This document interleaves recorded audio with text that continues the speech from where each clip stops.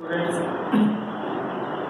Solid structure को आगे proceed करते हुए क्रिस्टल हम लोग पढ़ चुके थे और क्रिस्टल के प्रकार पढ़ चुके थे। आज हम लोग त्रिविम जालक या क्रिस्टल जालक क्या होता है ये जानने का प्रयास करेंगे। लास्ट टाइम पे हम लोग ये पढ़ चुके हैं, कोई भी क्रिस्टल क्रिस्टली जालक से मिलकर बनता है। तो ये क्रिस्टली जालक होता क्या है? जैसा कि जानते हो कि कोई भी जो पदार्थ है, कोई भी क्रिस्टल है, या तो वो आयन से बनेगा या परमाणु से या अणु से। तो किसी त्रिविम आकाश में, 3 डायमेंशनल स्पेस में, उसके जो अणु परमाणुओं की नियमित व्यवस्था है वही क्रिस्टली जालक कहलाती है। क्रिस्टली जालक में हम अवयवी कणों को बिंदुओं से प्रदर्शित करते हैं। अवयवी कणों को किससे प्रदर्शित करते हैं? बिंदुओं से।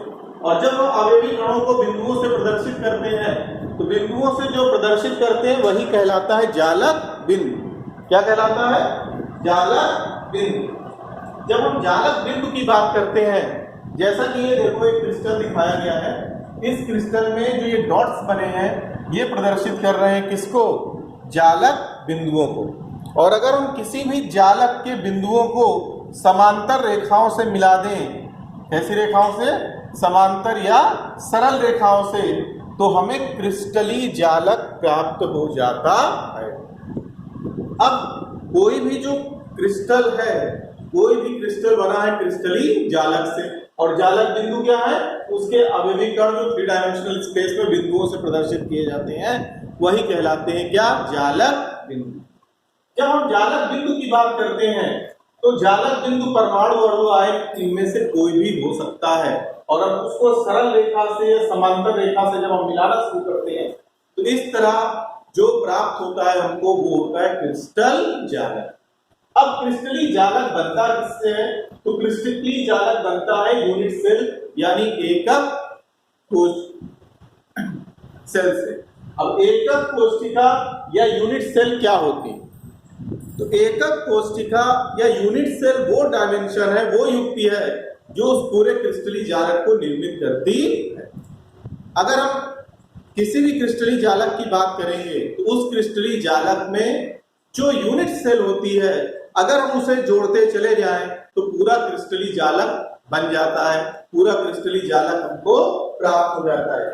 जैसे मैं आपको एक उदाहरण देता हूं कि मेरे पास ये क्या है? डाइस है। अगर हम ये माने कि ये एक यूनिट सेल है, क्या है ये? एक यूनिट सेल। किसकी? किसी भी क्रिस्टल की। तो अगर ये किसी भी क्रिस्टल की एक यूनिट सेल है तो इस तरह के डाइस को अगर हम जोड़ते चले जाएं, इस तरह के डाइस को क्या करें? जोड़ते चले जाएं। जैसे ये देखो, ये मैंने ले रखा है, एक यहाँ, एक यहाँ, एक यहाँ, फिर इसके ऊपर, फिर इसके ऊपर, फिर इसके, इस तरह अगर हम इसको फिर इसके पीछे भी जोड़ते चले जाएं तो हमको क्या प्राप्त होगा? हमको ये क्रिस्टली जालक प्राप्त हो गया। इसमें क्या है? इसमें 27 क्यूब है। क्यों? 1 2 3, 1 2 3, यानी पहले में 9, तो 9 इधर, तो 9 इसके पीछे, फिर 9 उसके पीछे। इस तरह क्या हुआ? एक छोटी सी यूनिट सेल से ये पूरे जालक का निर्माण हो गया। और ऐसा ही नहीं कि केवल 27, इससे भी ज्यादा और जोड़ते चले जाओ और जोड़ते चले जाओ, जालक बनता चला जाए। तो यूनिट सेल क्या होती है? यूनिट सेल वो इकाई है, यूनिट सेल वो इकाई है जिससे क्रिस्टली जालक निर्मित होता है। कैसे निर्मित होता है? अगर हम छोटी इकाइयों को जोड़ते चले जाएं तो यूनिट सेल क्या करती है? क्रिस्टली जालक का निर्माण करती है। किसी भी यूनिट सेल के लिए, किसी भी यूनिट सेल के लिए 3 डायमेंशनल स्पेस है, इसके 6 पैरामीटर होते हैं। क्या पैरामीटर्स होते हैं? 6 पैरामीटर। कैसे? एक तो लंबाई, दूसरा चौड़ाई, तीसरा ऊंचाई, और फिर उनके बीच का कोण। कैसे उनके बीच का कोण? ये देखो, ये एक यूनिट सेल है, जैसे मैंने कहा था क्यूब, वही तरह का क्यूब है, और ये एक यूनिट सेल बनी हुई है। एक्स अक्ष है, वाई अक्ष है, जेड अक्ष है। एक्स अक्ष के कोण को हम ए से, वाई अक्ष के कोण को बी से, और जेड अक्ष के कोण को सी से प्रदर्शित करते हैं। बी और सी के बीच का कोण अल्फा, सी और ए के बीच का कोण बीटा, और ए और बी के बीच का कोण गामा से प्रदर्शित होता है। जो यूनिट सेल के पैरामीटर कहलाते हैं। तो यूनिट सेल क्या होती है? जिससे क्रिस्टलीय जालक निर्मित होता है। उनको इकट्ठा करते चले जाए तो क्रिस्टलीय जालक निर्मित हो जाता। यहाँ देखो ये क्या है, ये भी वही है जैसे मैंने तुमको दिखाया कि एक डाइस को 27 अगर हम जोड़ दें तो ऐसा एक क्यूब बन जाएगा, क्रिस्टलीय जालक बन जाएगा। उसी तरह यहाँ देखो, यहाँ पे क्या किया गया है, एक क्यूब ये दिखा रहा है तुमको, ये क्या है, ये एक क्यूब एक यूनिट सेल है, जबकि ये पूरा क्रिस्टल या क्रिस्टलीय जालक है। यहाँ टोटल घन या क्यूब्स की संख्या 8 है। कैसे?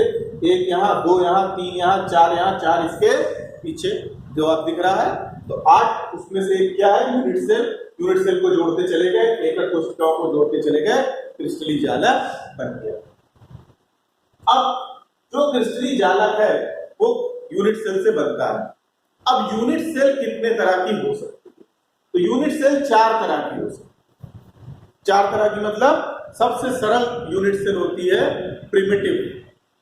प्रिमिटिव यानी आद्य या सरल, हिंदी में आद्य या सरल, प्रिमिटिव और सिंपल यूनिट सेल। प्रिमिटिव और सिंपल यूनिट सेल की क्या खासियत है?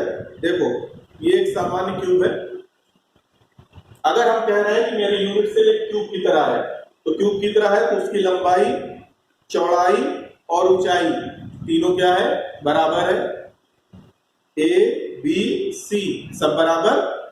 यहाँ पे अल्फा कोण, यहाँ बीटा कोण और यहाँ पर गामा कोण जो इसको रिप्रेजेंट कर रहा है। किसी भी क्यूब में 6 तल होते हैं, 1 2 3 4 5 6, ठीक है ना। और कितने कोने होते हैं? 1 2 3 4 और 4 नीचे। टोटल कोने कितने हो गए? 8।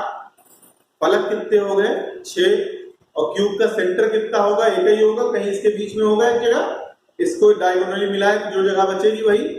तो जो हमारी प्रिमिटिव सेल है वो क्या होती है? प्रिमिटिव सेल सबसे सरल सेल होती है। और इस प्रिमिटिव सेल की खासियत ये है कि जो क्रिस्टल के अवयव होते हैं वो केवल यूनिट सेल के कोनों पर स्थित रहते। कहाँ स्थित रहते हैं? यूनिट सेल के कोनों पर। तो 8 कोने हैं, 1 2 3 4 5 6 7 8। अगर हम इसमें समझना चाहें तो यूनिट सेल, ये एक यूनिट सेल है, इस यूनिट सेल में एक अवयव यहाँ, दूसरा यहाँ, तीसरा यहाँ, चौथा यहाँ, 5वां यहाँ, 6वां यहाँ, 7वां यहाँ, 8वां यहाँ, 8 कोने पर 8 अवयव हो गए। तो ये सबसे सरल तरह की सेल है जिसे प्रिमिटिव या आद्य या सरल सेल कहते हैं। दूसरे तरह की cell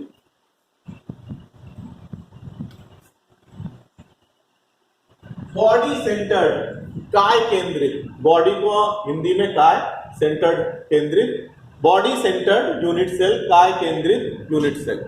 body centred unit cell जैसा अभी मैंने तुमसे बताया था कि 8 कोनों में 8 अवयवी कण तो रहेंगे ही रहेंगे, उसके साथ साथ इस क्यूब के केंद्र में भी एक मौजूद रहेगा। और क्यूब का केंद्र कैसे निकाल सकते हैं? देखो ऊपर वाले को सबसे नीचे वाले से मिलाया, यानी अगर इस क्यूब की हम बात करें, इस यूनिट सेल की बात करें, तो यहाँ वाले को मिलाना है इससे, तो इससे एक काल्पनिक रेखा यहाँ तक हमने मिलाया, इसी तरह इससे काल्पनिक रेखा हमने यहाँ तक मिलाया, इसी प्रकार इससे काल्पनिक रेखा हमने यहाँ तक मिलाया। तो जो इसका केंद्र बनेगा, केंद्र बिंदु बनेगा, एक अवयवी कण उस केंद्र पर स्थित होगा, जबकि 8 कोनों पर 8 अवयवी कण स्थित रहते हैं। ये होता है बॉडी सेंटर्ड या काय केंद्रित सेल। तीसरे तरह की सेल है फेस सेंटर्ड यूनिट सेल, यानी फलक केंद्रित। कैसे फलक केंद्रित? 8 कोनों पर 8 तो रहेंगे ही रहेंगे, वो तो सब में रहेंगे, प्रिमिटिव में भी, बॉडी सेंटर्ड में भी और फेस सेंटर्ड में भी, फलक केंद्रित में भी। लेकिन फलक केंद्रित की क्या खासियत है? यहाँ पे 6 फलक है, तो 8 कोनों पे तो है ही, इस फलक के यहाँ पर स्थित होगा, इस फलक के यहाँ पे भी स्थित होगा, इस फलक के यहाँ पे भी स्थित होगा, इस फलक के यहाँ पर भी स्थित होगा, यहाँ पर भी इस फलक के केंद्र पर और इस फलक के केंद्र पर भी स्थित होगा। यानी 6 फलक के 6 केंद्र पर भी स्थित होगा। जैसे ये एक फलक है, इसका केंद्र बिंदु ये है, तो एक अवयवी कण यहाँ पे भी स्थित हो गया।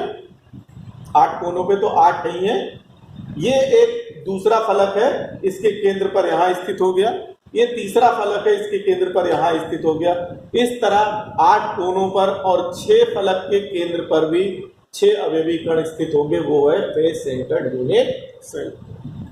और चौथे और अंतिम तरह की यूनिट सेल है एंड सेंटर्ड यूनिट सेल, यानी अंत केंद्रित एकक कोशिका। अंत केंद्रित एकक कोशिका या एंड सेंटर्ड यूनिट सेल का क्या मतलब है? एंड सेंटर्ड यूनिट सेल और फेस सेंटर्ड यूनिट सेल में इतने डिफरेंस है कि फेस सेंटर्ड यूनिट सेल में 6 फेस के केंद्र पर होगा, हर फेस के केंद्र पर होगा। लेकिन जब हम एंड सेंटर्ड यूनिट सेल की बात करेंगे तो इस एंड सेंटर्ड यूनिट सेल में केवल 2 विपरीत जो फलक युग्म है उन्हीं के केंद्र पे होगा। ये 2 विपरीत युग्म चाहे ये वाले हो जाए, चाहे ये दोनों हो जाए, चाहे फ्रंट और बैक वाले हो जाए। बात समझ गए नहीं समझ गए? कोई फिक्स नहीं कि यही होगा, यहां पे भी हो सकता है युग्म, ये दोनों भी एंड, जो भी एंड होगा उस एंड सेंटर्ड का मतलब अंत केंद्रित यूनिट सेल का मतलब एकक कोशिका का मतलब कोई भी 2 विपरीत युग्म, जैसे ये है तो 2 विपरीत युग्म मतलब एक अगर यहाँ केंद्र पर स्थित है तो दूसरा इसके ठीक विपरीत यहाँ केंद्र पर स्थित है। पर ऐसा नहीं कि हमेशा यही हो सकता है, वो इन दोनों फलक पे भी हो सकता है। इन दोनों पे होगा तो यहाँ नहीं होगा, इन दोनों पे होगा तो फिर और कहीं नहीं होगा। अभी समझ गए फेस सेंटर्ड और एंड सेंटर्ड का डिफरेंस? फेस सेंटर्ड में 6 फलक के केंद्र पर स्थित होगा और एंड सेंटर्ड में 2 अपोजिट जो सेंटर्स हैं, 2 अपोजिट जो फलक हैं उसी के केंद्र पर स्थित होगा। 8 कोनों पे तो रहेगा ही रहेगा। तो क्या है यूनिट सेल और कितने तरह की यूनिट सेल होती है अभी समझ में आ गया? क्या पहला क्रिस्टलीय जालक क्या है? त्रिविम में आकाश में व्यवस्था नियमित इसकी अवयवी कणों की। फिर क्या है? जालक बिंदु क्या होता है? अवयवी कणों को बिंदुओं से प्रदर्शित किया जाता है जिसको जालक बिंदु कहते हैं। और जालक बिंदुओं को सरल रेखा समांतर रेखा से मिला दें तो क्रिस्टलीय जालक बनता है। यूनिट सेल क्या होती है? यूनिट सेल एकक कोशिका वो सेल है जिससे मिलकर जालक बनता है या क्रिस्टल बनता है। कैसे? उन्हीं यूनिट सेल को रिपीट करते जाए तो क्रिस्टल बन जाता है। और यूनिट सेल कितने तरह की होती है? यूनिट सेल 4 तरह की। प्रिमिटिव यानी जिसमें 8 कोने पर स्थित होगा, बॉडी सेंटर्ड यानी 8 कोनों पर तो होगा ही होगा क्योंकि यूनिट सेंटर के जो यूनिट सेल है उसके बीच में भी होगा। फेस सेंटर्ड 8 कोनों पर तो रहेगा ही रहेगा और 6 फेस के केंद्र पर भी होगा। और सबसे लास्ट एंड सेंटर्ड 8 कोनों पर होगा और दोनों एंड के विपरीत जो युग्म है उनके केंद्र पर स्थित रहता। धन्यवाद। नेक्स्ट टाइम पे आगे कोशिश करेंगे।